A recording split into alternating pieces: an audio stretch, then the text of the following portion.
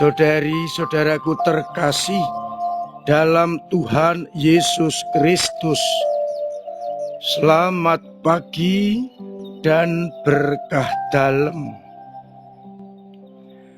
Kita bertemu kembali dalam renungan harian Kamis 13 Maret 2025. Seperti biasanya, kita mendasarkan permenungan kita pada bacaan Ekaristi pagi ini. Bacaan yang pertama dari tambahan kitab Ester bab 4, di mana digambarkan Ratu Ester berlindung kepada Allah pada waktu mengalami kesulitan. Tidak ada yang diandalkan oleh Ratu Ester selain Yahweh, selain Allah yang sungguh-sungguh mengasihi dia. Tuhanku Raja kami, Engkaulah yang tunggal, tolonglah aku yang seorang diri ini. Padaku tidak ada seorang penolong lain selain Engkau, sebab bahaya maut mendekati diriku.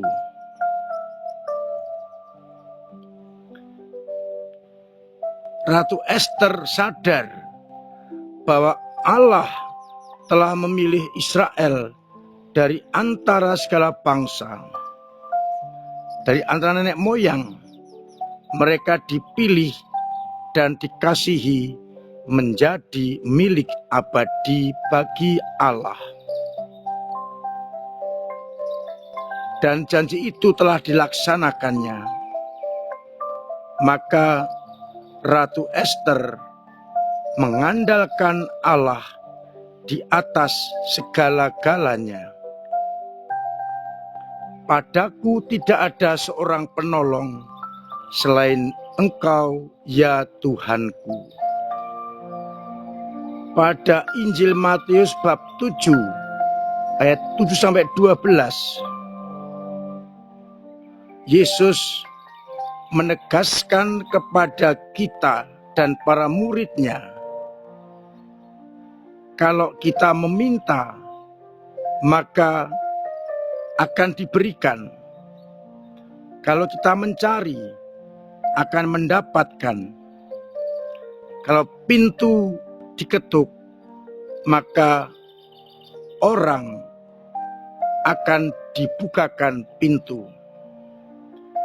Karena setiap orang yang meminta akan menerima, setiap orang yang mencari akan mendapat, dan setiap orang yang mengetuk, baginya pintu akan dibukakan. Kemudian disembandingkan, apakah mungkin seorang memberikan batu kepada anaknya jika ia minta roti, atau memberi ular jika ia meminta ikan? Kalau kamu manusia yang jahat tahu memberi yang baik kepada anak-anakmu, apalagi Bapa di surga pasti akan memberikan yang terbaik kepada mereka yang meminta kepadanya. Sesuatu yang kamu kehendaki supaya orang yang berbuat kepadamu, berbuat juga kepada mereka. Saudari, saudaraku terkasih dalam Kristus, dari bacaan yang pertama, pesannya sangat jelas. Ratu Ester telah melihat bagaimana Yahweh memilih bangsa Israel mengasihi, menolong, dan melindungi.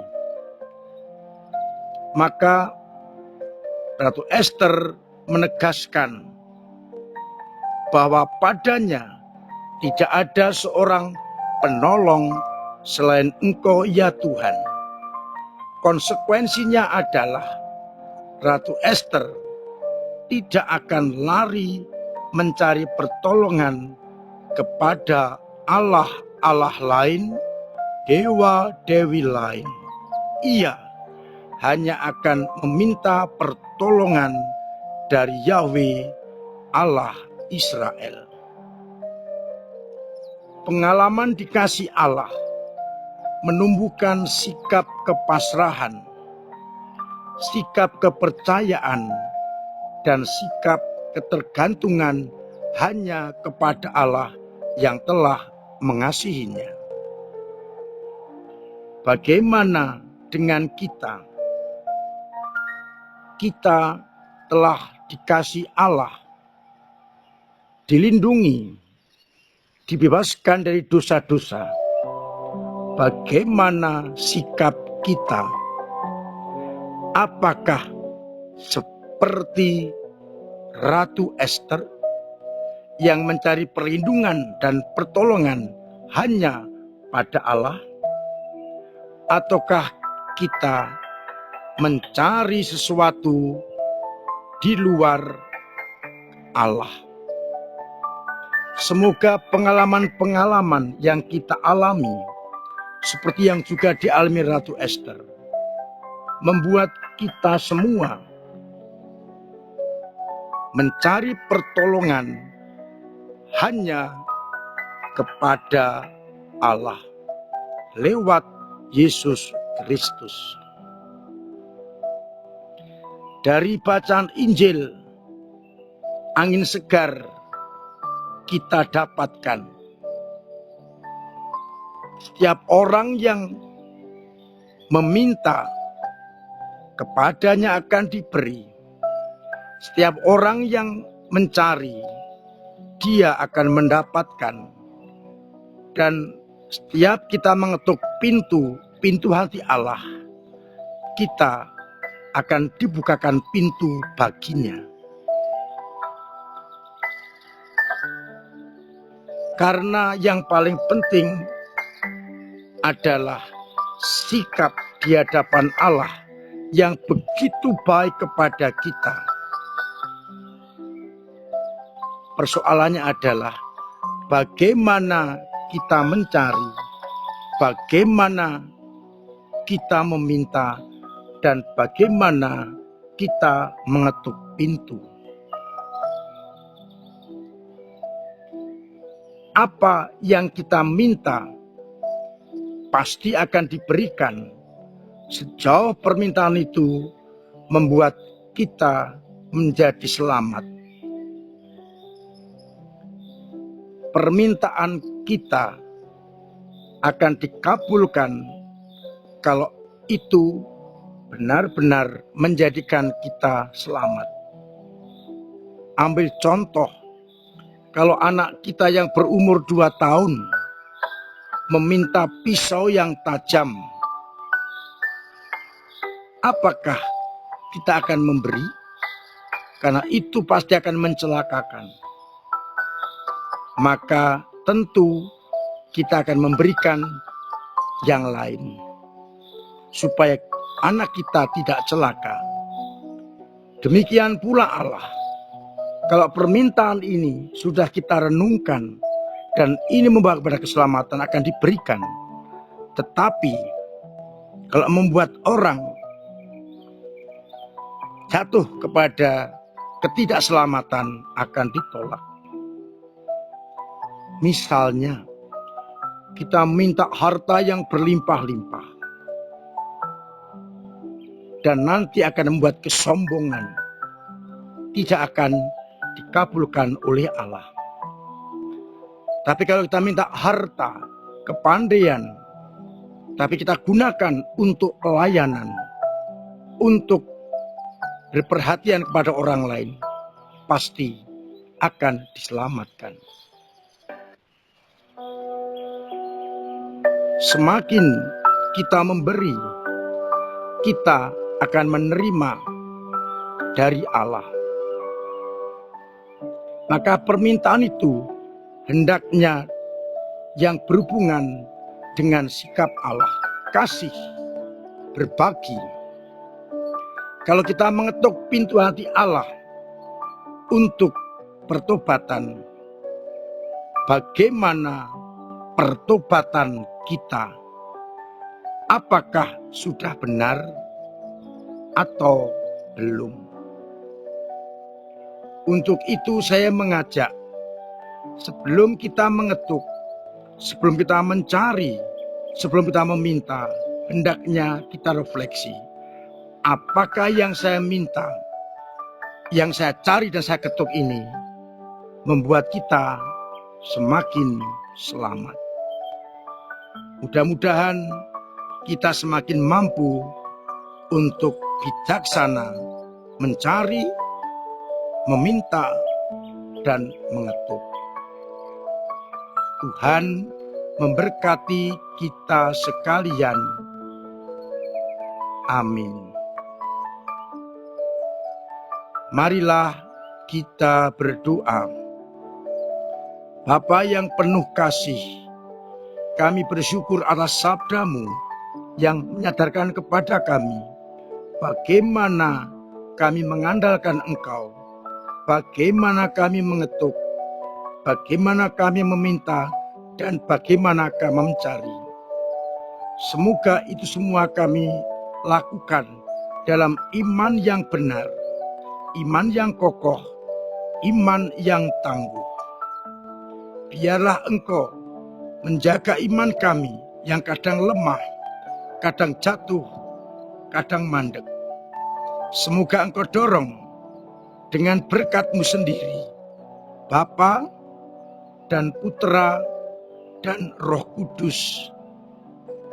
Amin.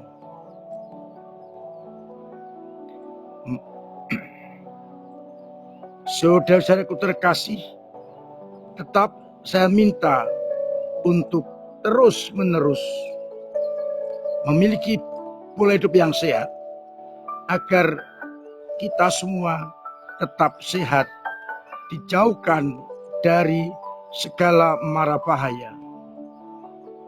Kita tetap berusaha agar beban-beban kita bisa kita ringankan, persoalan bisa kita urai,